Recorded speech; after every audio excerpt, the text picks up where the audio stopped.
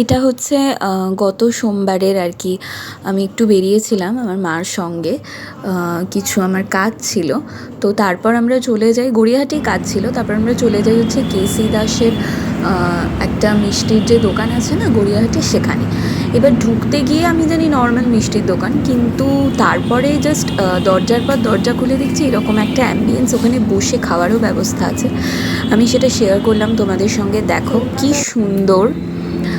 আর আমার বেসিক্যালি ভালো লেগেছে এই যে এই পদ্ম ফুল ফোটার যে জায়গাটা ওরা করেছে, সেখানে ছোটো ছোটো মাছও রয়েছে, কতগুলো ফুল গাছ। জাস্ট মিষ্টির দোকানে এত সুন্দর অ্যাম্বিয়েন্স হবে ভাবা যায় না, বেশ ভালো। সন্ধে হলেই লাইটগুলোকে জ্বালিয়ে দেয়।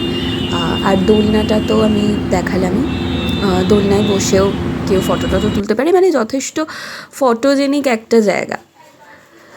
তো এটাই, তোমরা যদি কেউ এখানে গিয়ে থাকো আমাকে অবশ্যই জানিও। আর আমি তো খুব মেসি টাইপ, মানে দোলনা চড়তে চড়তেও ধাক্কা খেয়েছি। তো একটা ফানি এই পার্টটা তোমাদের সঙ্গে শেয়ার করলাম। ক্রপ কেন করব সবটাই দেখো।